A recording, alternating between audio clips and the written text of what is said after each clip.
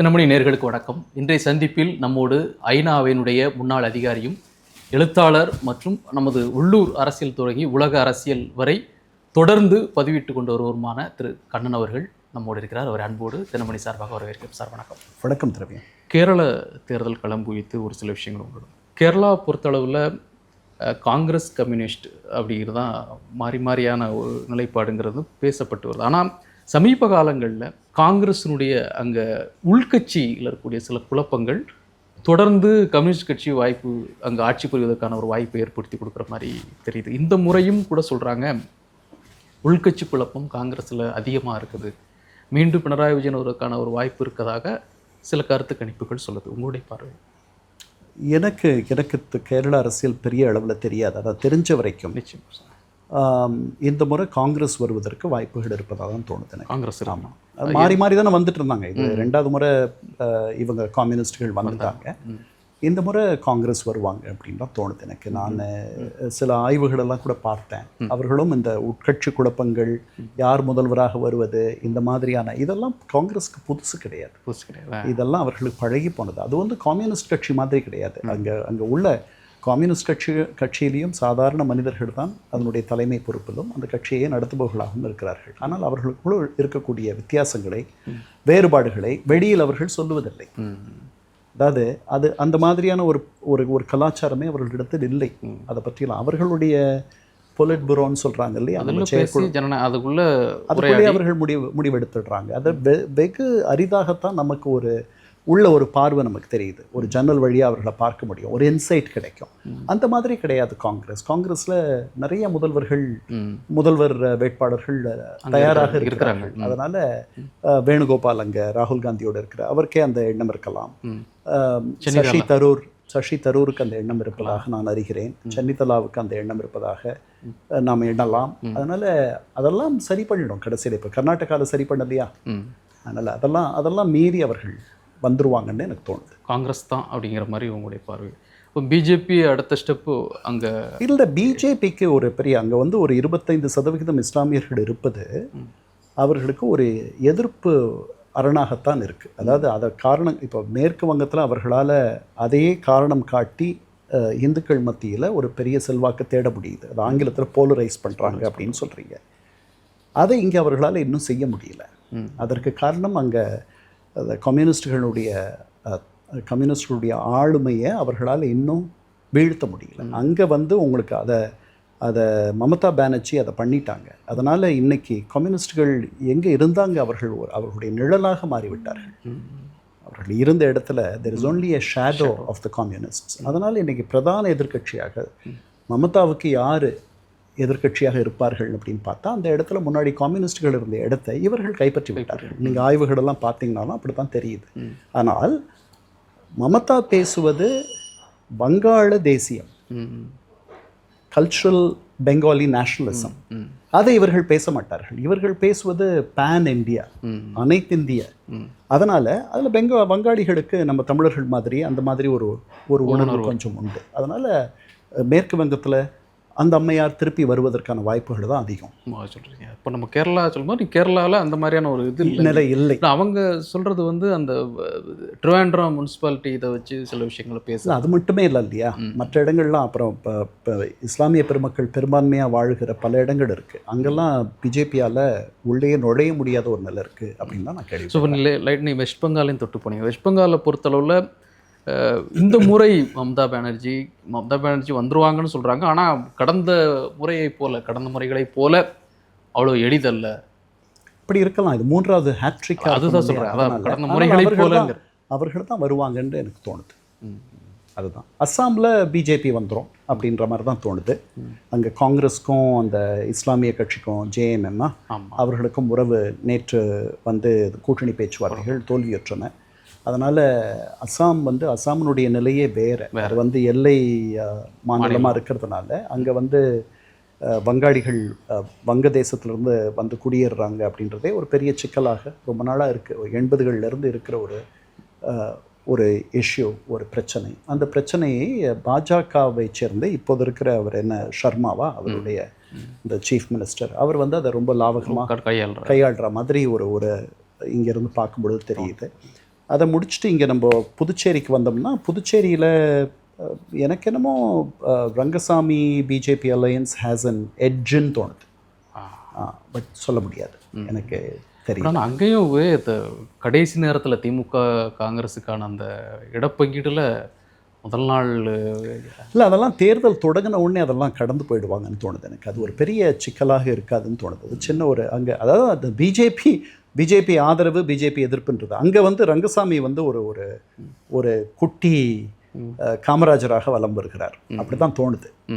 அதனால் அவருக்கு இருக்கக்கூடிய தனிப்பட்ட செல்வாக்கில் அந்த அந்த இடத்துல, ஏன்னா பிஜேபி அவருக்கு அடங்கி போகுது. 16 இடங்கள் அவர் நிற்கிறார். ஏன்னா பிஜேபி என்ன ஒரு 12 இடங்களில் நிற்குது. அப்புறம் 2 இடங்கள் லாட்ரி மாற்றனுடைய ஜனநாயக கட்சி மகனுக்கு தந்திருக்கார்கள். அதனால் எனக்கு என்னமோ அவர்கள் தே ஹேவ் தி எட்ஜ், கொஞ்சம் அவர்கள் முந்தி இருப்பதாக. அங்கே ஏதாவது ஒரு இம்பாக்ட் இவர் விஜய் ஃபேக்டர் ஏதாவது அங்கே ஒரு போட்டோ அவரும் நிற்கிறாரு, நம்ம பார்க்கணும். மே 4 தான் நமக்கு இந்த நாம் சொன்ன இந்த பார்வையெல்லாம் அது எவ்வளவு தூரம் உண்மையாகுது அப்படின்றத மே 4 வந்து பல கேள்விகளுக்கு நமக்கு முடிவு தெரிய போகிற நாள். ஏன்னா திமுகவுடைய கட்டமைப்பும் அதனுடைய நலத்திட்டங்களும் பல அடிப்படையில் அரசு அலுவலகங்களில் வந்து நீங்கள் ஒரு சாதாரண எளிய மக்கள் போக முடியாத அந்த அளவுக்கு, ஒரு சாதாரண மக்கள் அணுக முடியாத உயரத்திற்கு அரசு அலுவலகங்கள் போயிடுச்சு இன்றைக்கி இந்த ஆட்சியில். இதுக்கப்புறம் வர ஆட்சியில் இன்னும் மோசமாகலாம். அதாவது காசு இல்லாத நீங்கள் உள்ளே நுழைய முடியாது, அந்த மாதிரி தான் எல்லா இடங்களும் இருக்குது. இதையெல்லாம் கடந்து இந்த ஆட்சியினுடைய நலத்திட்டங்கள், இந்த ஆட்சியினுடைய எல்லாரையும் அரவணைச்சு போகிற கூட்டணி கட்சிகளை வச்சிருக்காரே கூடவே, யாரும் ஒருத்தரும் விலகி போகலையே. இன்னும் சொல்ல போனால் சில பேர் புதுசாக வந்து சேர்ந்துருக்காங்க. அதற்கு ஒருத்தர் மட்டும் விலகிட்டார், தமிழக வாழ்வுரிமை கட்சி. ஆமாம், அவர் மட்டும் விலகிட்டார். உண்மைதான் நீங்கள் சொன்னது. அதனுடைய தாக்கம் என்ன, அவங்க ஒரு 2 தொகுதியில் அதனுடைய தாக்கம் இருக்கும்னு சொல்கிறாங்க, பார்க்கணும் நம்ம. பட் அது சரி கட்டுற மாதிரி ஒரு சில எல்லா இஸ்லாமிய இயக்கங்களும் அங்கே தான் இருக்காங்க எனக்கு தெரிஞ்சு. அதே மாதிரி இவங்க தேமுதிகவும் அங்கே இருக்காங்க. அதனால் இந்த கூட்டணி கணக்கினுடைய பலம் அவர்களுக்கு கை கொடுக்கிறதா, நலத்திட்டங்கள் அவர்களுக்கு கை கொடுக்கிறதா, ஒரு நிலைத்த ஒரு ஆட்சித்தன்மை, பிஜேபி எதிர்ப்பு என்பது இதெல்லாம் கை கொடுக்கிறதான்றது அதுக்கான கேள்விகளுக்கு பதில் தெரிஞ்சிடும். விஜய் தனியாகவே நானே வந்து ஆட்சி அமைப்பேன், நம்முடைய ஆட்சியில் இதெல்லாம் நடக்கும் அப்படின்னு அவர் சொல்கிறாரு. அது வந்து ஒரு மாபெரும் கனவா அல்லது அது எட்டக்கூடிய உயரத்தில் இருக்கக்கூடிய கனவு தான், வானம் வசப்படலாகும் அப்படின்ற மாதிரியான கனவா அப்படின்றதுக்கான விடையும் தெரிஞ்சிடும். அப்படி இல்லைன்னா அவர் ஒரு 3வது சக்தியாக அடுத்த தேர்தலில் அவருக்கும் அப்போது ஆட்சியில் இருக்க கட்சிக்கு மட்டும்தான் போட்டின்ற அளவுக்கு அவர் ஒரு 5 ஆண்டுகளில் உயர்ந்துருவாரா அப்படின்னு நம்ம அதெல்லாம் வந்து காலம்தான் பதில் சொல்கிறோம். அதுக்கப்புறம் அதிமுகவுடைய பலம் 2021 இருந்த அளவு இருக்கா? இப்போ தினகரன்லாம் வந்திருக்காரு, முன்னாடி வந்து தினகரன் இல்லை, அதனால் ஒரு 20 இடங்கள் அவர்கள் தோற்று போனார்கள். தினகரன் வந்திருப்பது அவர்களுக்கு பலம் சேர்த்திருக்கிறதா? தென் மாவட்டங்களில் அவர்களுக்கு மீண்டும் ஓரளவுக்கு வலு வந்திருக்கிறதா? இதெல்லாம் பார்க்க வேண்டியிருக்கும்.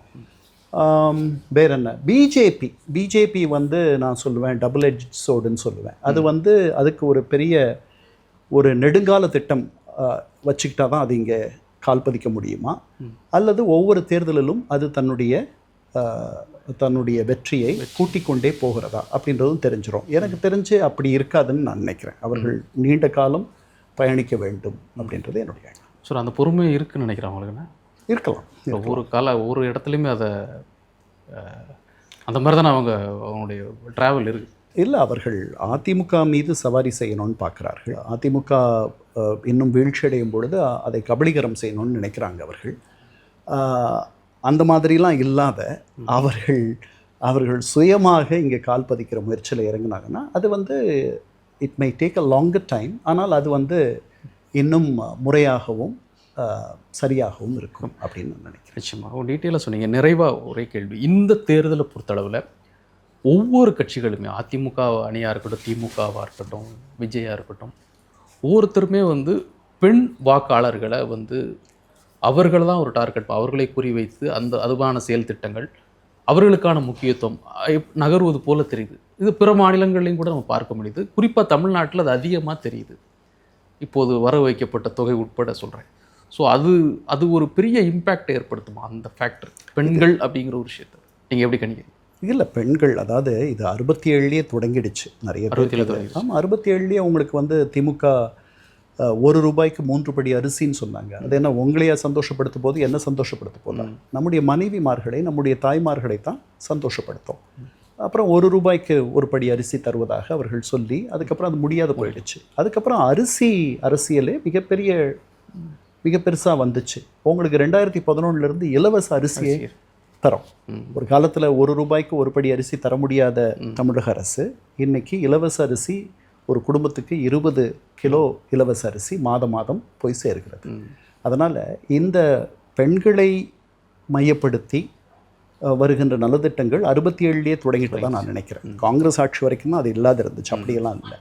அதுக்கப்புறம் எம்ஜிஆர் வந்த பிறகு கூட இலவச கைத்தறி சேலைகள், அதுக்கப்புறம் இலவச காலணிகள், இந்த மாதிரி சிலதெல்லாம் அவரால் என்ன முடியுமோ அதெல்லாம் பண்ணார். அப்புறம் அந்த சத்துணவு திட்டத்தில் அதனுடைய உச்சத்தில் 94 லட்சம் பேர் அதில் பயனாளிகளாக இருந்தார்கள். அதில் பெரும்பான்மையானோர் மாணவர்கள், அதில் விதவைகள், ஆதரவற்ற முதியவர்கள், அவர்கள் எல்லாமே கூட இருந்தார்கள். அதில் நிறைய பெண்கள் வந்து மவராசனாக இருக்கணும் எம்ஜிஆர் அப்படின்னு சொன்னதெல்லாம் அவர்களுக்கு உதவித்தொகையெல்லாம் கூட அவர் கொடுத்தார். ஒரு ₹50 என்னமோ தந்தார்னு நினைக்கிறேன். இது நடந்துச்சு. உங்களுக்கு 2006 இது வந்து ஒரு பெரிய வேகம் எடுக்க ஆரம்பிச்சது. அப்புறம் 96 இந்த பெண் குழந்தை தொட்டில் திட்டம், மகளிர் காவல் நிலையங்கள், அதெல்லாம் அம்மையார் அறிமுகப்படுத்தினாங்க. அதெல்லாமே பெண்களை மையப்படுத்தி வந்தது தான். இந்தியாவிலேயே அதிகமான மகளிர் காவல் நிலையங்கள் இருப்பது தமிழகம் தான். அதுக்கப்புறம் நீங்கள் 2006 பார்த்தீங்கன்னா உங்களுக்கு இலவச கலர் டிவி, அது வந்து பெண்கள் தான் வீட்டில் அதிகமாக இருப்பாங்க, அவர்களை மையப்படுத்தி வந்தது தான். அதுக்கப்புறம் அரசியல், அதுக்கப்புறம் இலவச மடிக்கணினி, அப்புறம் இன்னைக்கு உரிமை தொகை, அப்புறம் விடியல் பயணம், இதெல்லாமே பெண்கள் வந்து பெண்களுடைய முக்கியத்துவம் வந்து நாளும் வளர்ந்துட்டு தான் இருக்குது. ஆனால் அது இப்போ தான் தொடங்குச்சுன்ட்டு இல்லை, இப்போ நல்லா வெளியே தெரிகிற அளவுக்கு இருக்குது. நான் என்ன அது ஒப்பீடு அளவு எடுத்து பார்க்கணும் சார். அதான் முன்னாடி நீங்கள் சொன்ன எல்லாமே வந்து பெரும்பாலான திட்டங்கள் அது பொருளாகவோ அல்லது அது திட்டமாக அதில் பயன்பெற்றாங்க. இது வந்து ஒரு தொகையாக இல்லை, அது வந்து நீங்கள் உலக, அதாவது 1000னா அவர் 2000னா நான் 2500 நான் 3000 அப்படின்னு, இது வந்து ஒரு எப்படி சொல்கிறது, ஒரு ஆரோக்கியமற்ற போட்டி. ஏன்னா இதை எப்படி பண்ண முடியும்? இதை பண்ணுறதுக்கு எவ்வளோ சிரமப்பட வேண்டியிருக்கும்? இந்த பணம் எங்கேருந்து வரப்போகுது? இதெல்லாம் வந்து பொறுப்பற்ற ஒரு செயல். ஆனால் நேரடி இந்த கேஷ் ட்ரான்ஸ்ஃபர் இருக்குல்ல, நேரடி கேஷ் ட்ரான்ஸ்ஃபர், இது உலக அளவில் பெஸ்ட் ப்ராக்டிசஸ்ன்னு சொல்லுவோம் நாங்கள். அதாவது ஒரு இடத்துல நம்முடைய அனுபவம் பூர்வமாக எது நல்லபடியாக செயல்படுது அப்படின்னு, எந்த முறை நல்லபடியாக செயல்படுதுன்னு கண்டறிவது. அப்படி நேரடி இந்த கேஷ் ட்ரான்ஸ்ஃபர் இருக்கு இல்லையா, ஒவ்வொரு அக்கௌண்ட்லேயும் போய் பணம் விழுறது, ஒவ்வொரு பெனிஃபிஷியரி. ஆமாம், அது வந்து பொருட்களாக தருவதை விட அது வந்து உயர்ந்ததுன்ற மாதிரி ஒரு எண்ணம் பல பேருக்கு இருக்குது. அதனால தான் அது நடக்குது. நன்றி தினமணி சார்.